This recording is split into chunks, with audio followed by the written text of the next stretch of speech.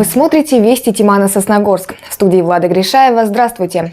Православные христиане отметили праздник Крещения Господня. В храмах прошли службы, а любой желающий мог совершить омовение в купели. Об этом через несколько секунд, а пока некоторые темы выпуска. Больше, чем планировали. В Коми в этом году региональный оператор отремонтирует 235 многоквартирных домов. Городская среда. Жители Сосногорска выберут общественную территорию для благоустройства в 2019 году. День снега. Сосногорск в минувшие выходные присоединился к международной акции.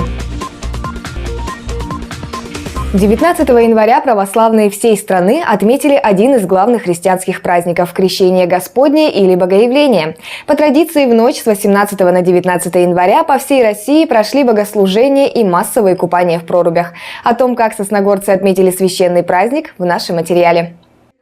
Помолиться о здравии своих близких, поставить свечи и набрать крещенской водички. Каждый православный в этот день посещает церковную службу, чтобы причаститься и окунуться в атмосферу священного праздника.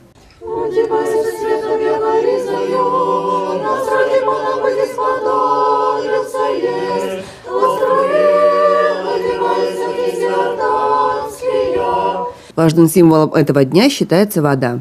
Наши предки верили, что она становится животворной, и каждый, кто в ней искупается, исцелится. В этом году купели были организованы при храмах преподобного Серафима Саровского, Покрова Пресвятой Богородицы и преподобного Сергия Радонежского.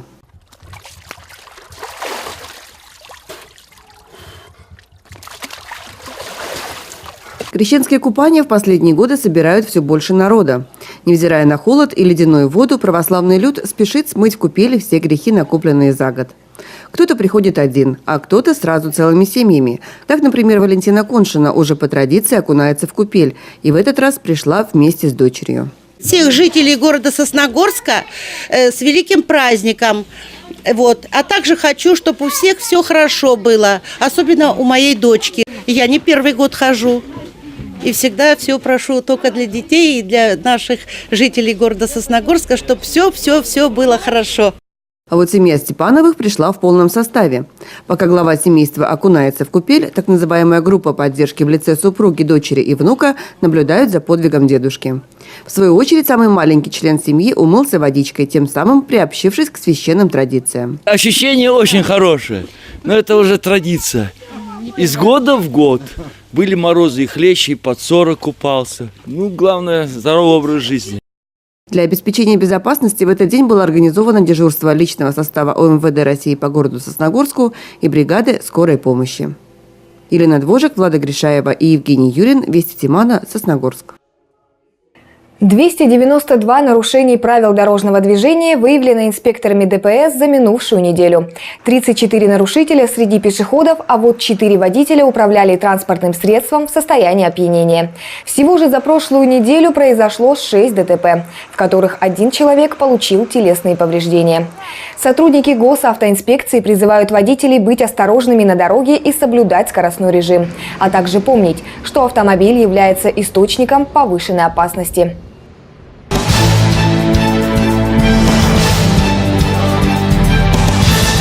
Федеральный проект формирования комфортной городской среды снова поможет благоустроить Сосногорск.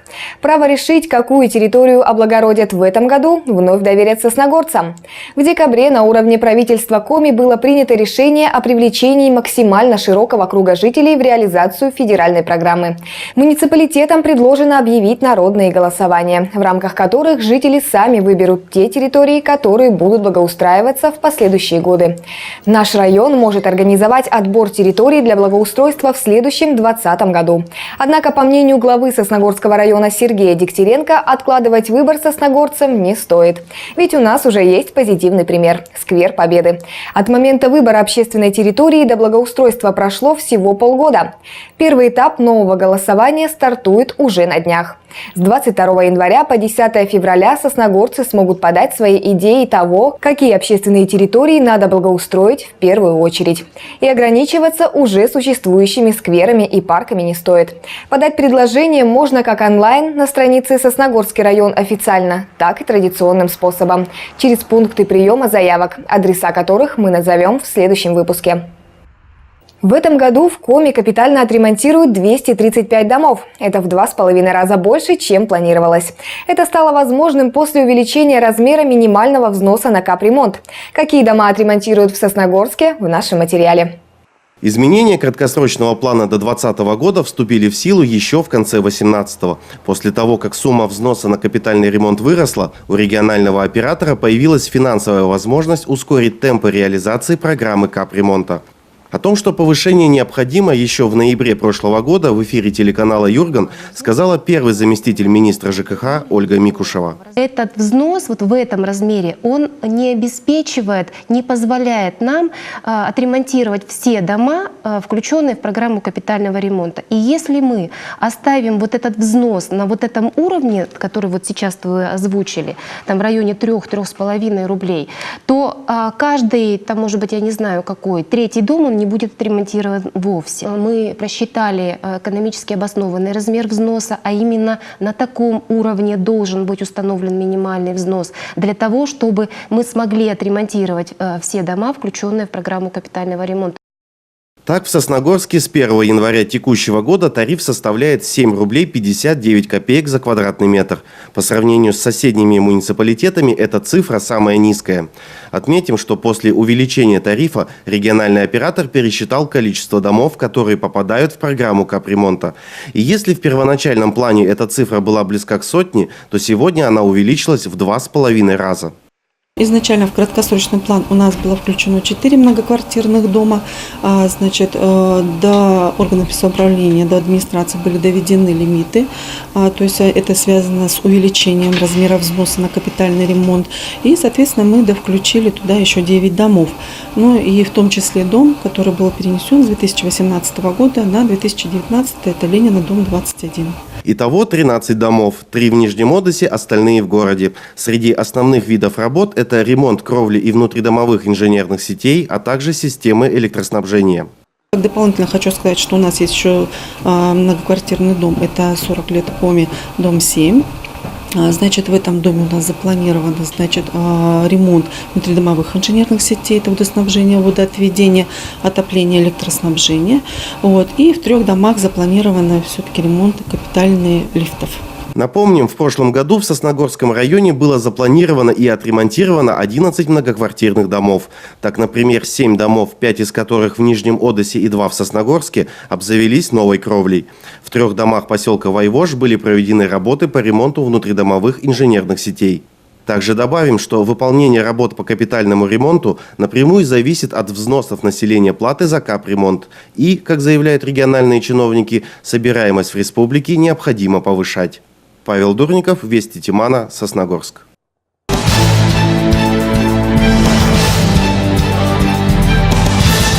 В предпоследнее воскресенье января во всем мире отметили День снега. Праздник, где главным атрибутом становится снег, а значит в центре внимания зимние виды спорта и забавы.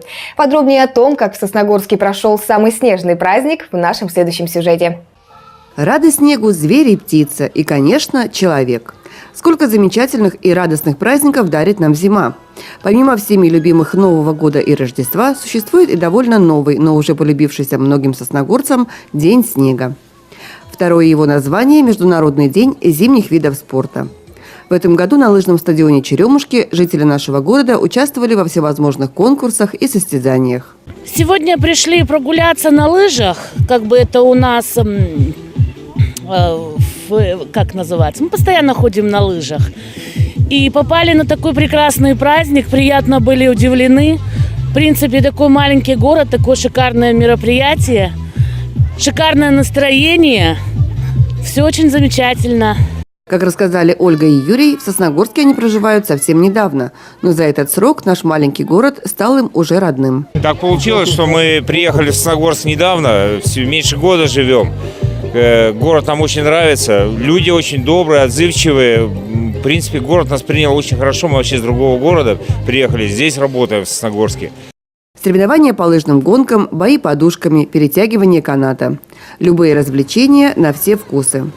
Также каждый желающий смог прокатиться на буране.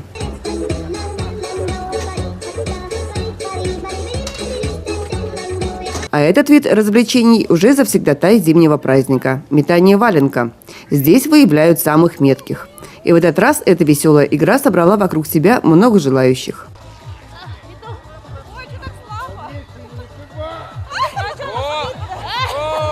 В конце мероприятия самых активных наградили сладкими призами.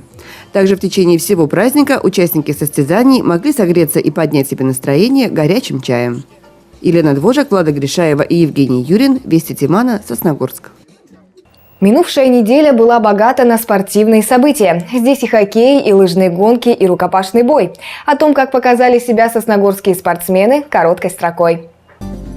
В Сыктывкаре завершилось региональное первенство по рукопашному бою. Около 80 спортсменов соревновались в 4 возрастных категориях. По результатам успешных выступлений сосногорские ребята привезли домой 8 золотых, 5 серебряных и 1 бронзовую награду. Отметим, что в общекомандном зачете Сосногорск взял 1 первое и 2 вторых места в разных возрастных категориях. По итогам соревнований будет сформирована сборная региона для участия в первенстве Северо-Запада, которое состоится в феврале в Сосногорске. По итогам республиканского первенства по хоккею с шайбой золото турнира взяли воркутинцы. Команда «Олимп» смогла обыграть Сыктывкар, Усинск, Печору, Инту, Ухту и хозяев турнира. Серебро турнира взяла команда «Феникс» из Усинска, бронзу – «Беркут» из Ухты. Напомним, встречи проходили на протяжении 4 дней с 15 по 18 января в Ледовом дворце «Звездный». Сосногорские лыжники в эти дни принимают участие сразу в 2 региональных первенствах. Первое среди юношей и девушек 15-16 лет и первенстве памяти судьи всесоюзной категории Поталицына. Здесь уже бегут ребята 17-18 лет. Первые старты прошли в субботу 19 января. Спортсмены бежали индивидуальную гонку классическим стилем. На дистанции 5 километров Татьяна Филиппова взяла серебро. Отметим, что гонка продлится до 23 января. В заключительный день спортсменов ждет эстафета. В завершении выпуска о погоде. По прогнозу республиканских синоптиков, предпоследняя неделя января ожидается морозной. Температура воздуха в среднем на 5 градусов будет ниже климатической нормы. Со вторника произойдет усиление морозов. В течение суток столбик термометра задержится на отметке минус 25 градусов. В утренние часы в северных и центральных районах местами до минус 35 градусов. Велика вероятность, что к концу недели уже на большей части территории морозы окрепнут до минус 28, минус 35 градусов. А пока на этом все. Новая информация уже в следующих выпусках нашей программы. А я с вами прощаюсь. Всего доброго и до свидания.